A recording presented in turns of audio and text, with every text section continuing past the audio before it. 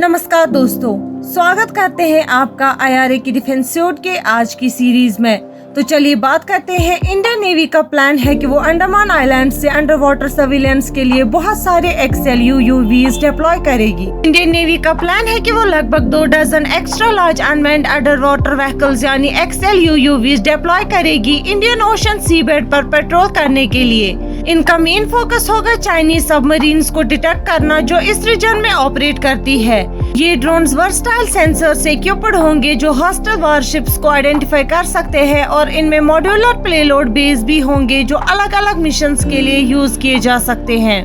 गोल है operational autonomy को maximise करना ताकि ये ड्रोन्स बिना कांस्टेंट सॉफ्टवेयर सपोर्ट के लंबी ड्यूरेशन तक इंडिपेंडेंटली फंक्शन कर सके। कम्युनिकेशन एक बड़ा हर्डल है UAVs को अंडर वाटर ऑपरेट करने में क्योंकि रेडियो वेव्स पानी को इफेक्टिवली पेनिट्रेट नहीं कर सकती। ये डिप्लॉयमेंट मेनली मलाक्का स्ट्रेट में होंगी जो इंडियन ओशन में अंडमान और निकोबार आइलैंड्स के थ्रू एंट्री का एक क्रूशियल चेक पॉइंट है। बढ़ते हैं एक और खबर की तरफ।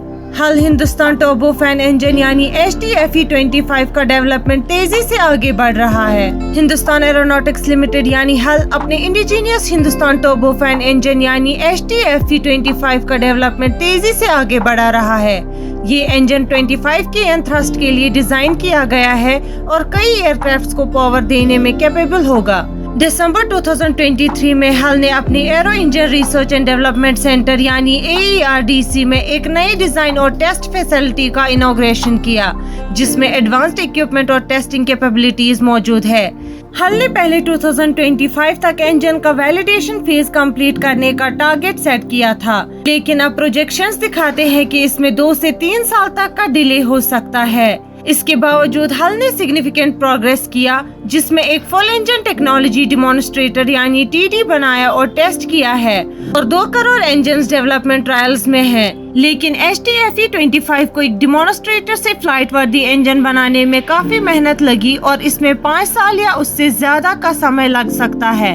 हल अपने company owned Hawk 132 advanced jet trainer यानी AJT जो हॉक आई के नाम से मॉडिफाई किया गया है, इसको फ्लाइंग टेस्ट बेड के रूप में इस्तेमाल करने का प्लान कर रहा है आगे की टेस्टिंग और डेवलपमेंट के लिए। बढ़ते हैं एक और खबर की तरफ। तेजस MK-1A एयरफ्रेम फटीग टेस्ट्स के बारे में हल को यकीन है सुपरसीडिंग मैजिक नंबर के बारे में। हिंदुस्तान एरोनॉटिक्स लिमिटेड यानी हल LCA तेजस MK-1A फाइटर जेट के लिए एक critical airframe fatigue testing program conduct कर रहा है। 2022 में शुरू हुआ मेन एयरफ्रेम फटीग टेस्ट यानी MAFT फैसिलिटी बेंगलुरु में इस एयरक्राफ्ट के स्ट्रक्चरल इंटीग्रिटी और लॉन्जेविटी को इंश्योर करने के लिए डिजाइन की गई है।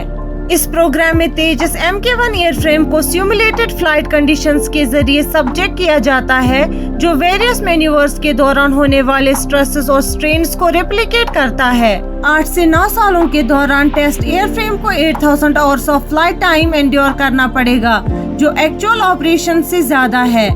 हल का एम है कि तेजस MK-1A को 30 से 40 सालों की लाइफ सर्विस के लिए सर्टिफाई किया जा सके जो 4 आवर्स ऑफ फ्लाइंग टाइम पर वीक के बराबर होगा। MAFT program potential fatigue issues को ऑपरेशनल एयरक्राफ्ट में डेवलप होने से पहले आइडेंटिफाई करने में मदद करता है और वैल्यूएबल डेटा प्रोवाइड करता है तेजस MK-1A की एक्चुअल सर्विस लाइफ डिटरमाइन करने और मेंटेनेंस स्केड्यूल्स एस्टेब्लिश करने के लिए। हमारे साथ बने रहने के लिए शुक्रिया। मिलते हैं अगली खबर के साथ अगले वीडियो में।